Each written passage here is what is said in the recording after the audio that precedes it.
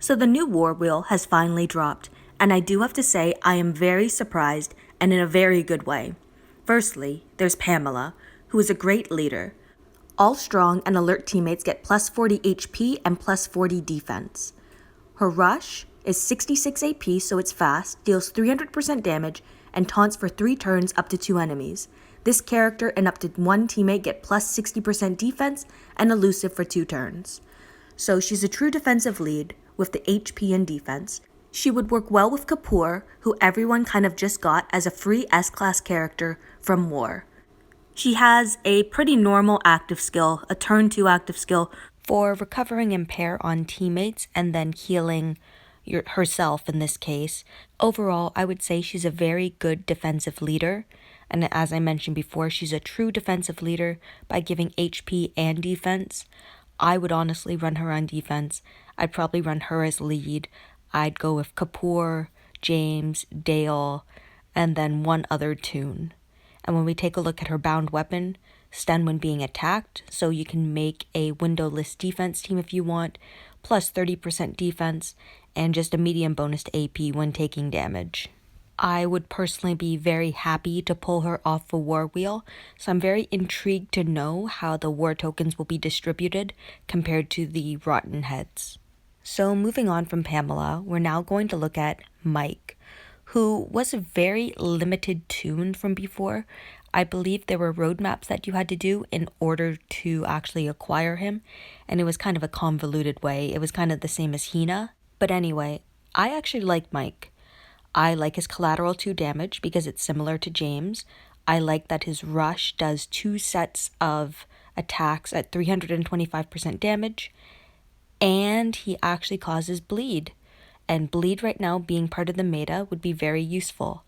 Now, the all teammates get camouflage for 2 turns, doesn't really do anything except against walkers, and at that, there are actually some walkers that can focus and just ignore camouflage entirely. So I feel like Mike is less useful now against walkers, but I think with his collateral 2 damage and high attack, I think I could use him on an attack team where I could combine both bleeding, control, and massive damage. I've found great success so far by using James, and he has collateral 2 damage as well. And ever since Scopely made the update where collateral damage, so the splash, doesn't give AP to the adjacent toons that the attack hits, it has been so much more effective in taking out tough teams. Now, Mike's active skill isn't amazing. It's a turn 2 active skill, so this character and up to 2 teammates get plus 75% crit for 4 turns, and this character gains 35% AP. So it's kind of a standard active skill. Turn 2, so it's a little faster than most, but the plus 35% AP is pretty normal among a lot of those toons. Mike does not have a bound weapon, so that means you can actually be creative with him. Now, this next toon on the wheel that we're going to look at, I am very excited for. It's another toon that I don't have, and I actually don't have any of these toons on the wheel, so it's pretty exciting to see some decent toons on the wheel, and with there only being 4 of them, I guess it means people know exactly what they're working towards, and none of them are really dupes in my opinion. They're all pretty strong. So here we have Harper, who's a disarming toon, and disarm I think will always be useful even when there's disarm resist mods. So Harper's rush, 58 AP, so it's fast.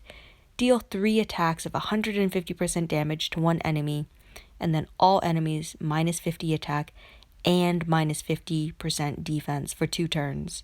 So this is a great support toon. By being able to defense down and bring down the opponent's attack, it makes her to be super useful.